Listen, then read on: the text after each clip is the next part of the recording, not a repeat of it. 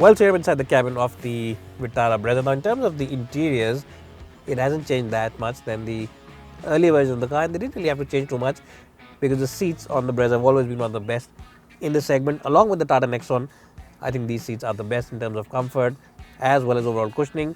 You get excellent support for your lower back, and the cushioning is also just spot on. It's neither too firm and neither is it too soft. So on long distance journeys, you'll never feel tired inside this car.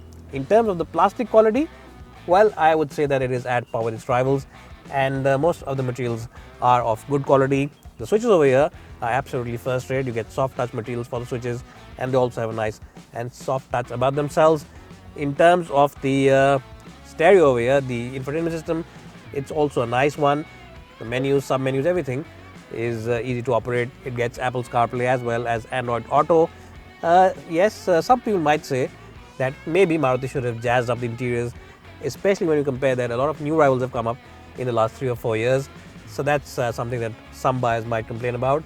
But as I just said, the interiors in terms of comfort, quality, as well as overall practicality are quite good. Well, now this of course is the top of the line version, but even the base version of the Vitara Brezza comes very well loaded with a lot of equipment.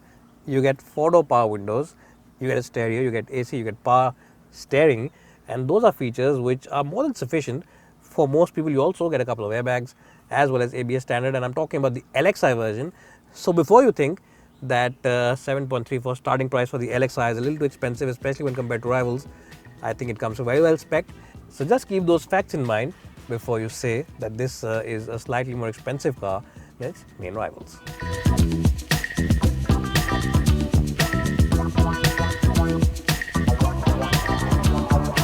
Well, the first thing that you'll appreciate as soon as you step inside the cabin of the Ecosport is this. It is the solid sounding door third. Also what you like are the 6 airbags which come as an option on the top of the line version. And what you'll also like is this touchscreen system, which is by far the best on any car from 10 to 20 lakh rupees. Now this system only comes on the top of the line Ford Sync 3 app. The lower end versions come with a lower spec system, but even then it's worth investing in the top of the line version just for the sake of this stereo system and this infotainment screen, because this really is one of the best in the business. Now in terms of the equipment, you get tire pressure monitors, you also get a host of other things as well as traction control, which really does make this car stand out from a sea of other compact SUVs out there. That said, the design of this car and the dashboard and the cabin now is starting to look a little old and feel a little old, and even though Ford has spruced it up in the last couple of years, even then it is looking a bit old. One area where this car is behind the Vitara Brezza is in seat comfort. The seats aren't as comfortable, even though they're decent in isolation. Maruti is the masters of seat comfort, and this one is definitely behind the Vitara Brezza in that department. So overall, who wins the battle of the front seat? Well, I reckon because of the extra 6 airbags and this infotainment system, I reckon that the Ecosport has the advantage over the Brezza. Let's jump in the back seat and see which one has the advantage. Well, so I'm in the back seat of the Vitara Brezza, and this has always been a nice place to be for those long highway trips or short city trips, because you get nice and long seats. It's also a wide car, so 3 people can sit very comfortably. The backrest angle is absolutely spot on, and as I just said, the cushioning on these seats is just the right amount of mix between softness and firmness. It's neither too soft, neither too firm. So on those long highway trips, you'll feel very comfortable and you'll come out of this car refreshed. You also get large windows at the back, which are nice to see out of, and you'll never feel claustrophobic. The big negative though inside this car compared to its rivals is the fact that you don't get AC vents even now, considering the fact that it's a new upgrade. You should have got AC vents by now. That's something that Maruti should add on this car. But other than that, in terms of space, in terms of comfort, in terms of overall practicality, it's a nice place to be.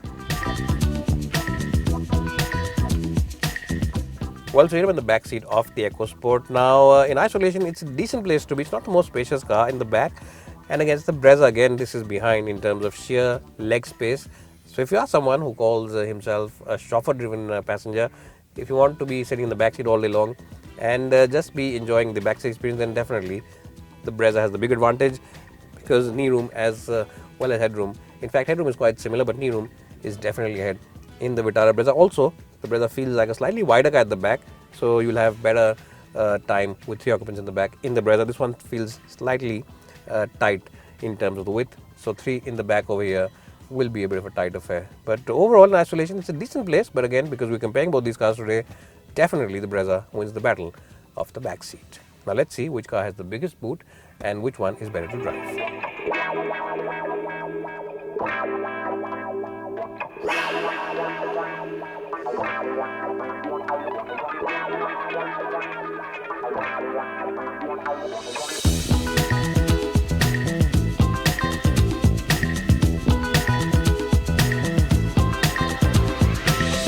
Well, so here I am driving the all-new Vitara Brezza with the new 1.5 petrol engine. Now, what makes this car so good when you compare with the earlier DDiS 1.3 diesel is the fact that this engine is very quiet. It's a very refined engine, and it's also a very smooth engine. It's a typical Japanese engine. It offers great refinement, great smoothness, and it also loves to be revved. When you rev it hard, this engine will give you good performance. And unlike the earlier car, the diesel engine car, where you had to really wait for that turbo to kick in and spool around 2000 rpm, then you used to get the power. In this one, you get the power much lower in its power band. So from around 1200, 1300 rpm, this car really does feel very lively and is ready to go. And that makes it a good car for people who drive a lot in the city, because remember, the DDiS engine, the diesel engine, used to suffer from a lot of turbo lag, and that is a big issue which has been completely negated on this new 1.5 K series engine now. Now, Maruti Suzuki engineers have always been the masters when it comes to suspension tuning, and they really do set up the suspension between sporty handling as well as a very comfortable ride. And it's no different on this new car, because the car now is much lighter than before. Remember, it's 60 kilos lighter than the older version of the car, and that makes a big difference because the steering wheel suddenly seems to become a lot more lighter compared to the earlier version of the car, and that means that you can easily move it around with your little finger over here. You shouldn't do it. It's not something I recommend, but I'm just doing it to show you what this car is capable of. And in terms of overall controls, everything is really nice and light. The gearbox is light and very accurate, I must add. The clutch has nice and spring action to it, and the visibility also all across is excellent. Now, as I just said, the steering wheel is quite light. Here about the Brezza is, as I said, not only light controls but also the excellent visibility all across. You get a very slim A-pillar, which means you can look easily around it. The rear view mirrors are nice and chunky, and you get a good view from over here because the window at the back also is nice and large. So visibility is excellent, which makes it a good car for parking in your tight spaces. And performance also from this engine is quite good. It does, as I just said, start giving you good responses from low end in its RPM band. But even when you rev it hard, it's a typical Japanese unit. It keeps revving and it really enjoys revving up. And also remember that despite being very powerful in the petrol segment, it's still decent in terms of overall fuel economy. Yes, you'll get figures in excess of 17 kpl, which are claimed figures. So I think in real world conditions, you'll still get 14 or 15 from this engine, which isn't bad at all. Now, in terms of how is the driving bit, I think it's a very good car for people who drive in the city because all the controls are nice and light. You get a snickety-snick gearbox. It's a very accurate gearbox. The throws are very short, and you also get accuracy from the gearbox. And the clutch also is very light. It's a light action clutch, which makes it nice to drive in the city. And the steering wheel also is pretty light. Now, don't get me wrong and say, well, if it's light, is it feelsome? Yes, because this steering wheel offers you a good amount of feedback and also is pretty accurate as well. Remember, it's light because the weight of the diesel engine is no longer there. 60 kilos are lighter. That engine was heavy by 60 kilos. The new petrol is lighter. So that's why the steering also has become much lighter than before.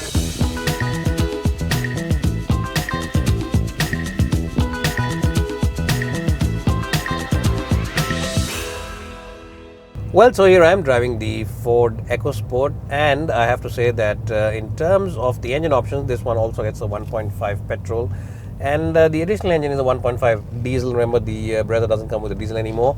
So today we should only compare the petrols.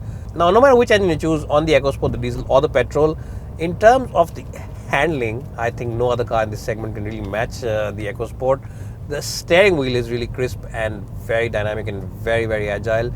The chassis also loves to change directions as quickly as a housefly, and if you take this car up the hills, then you will truly enjoy the experience. You will truly have a smile beaming on your face when you drive up the hills, because this car's body roll is under control, the grip from the tires is excellent, and the steering wheel is the gem of a unit.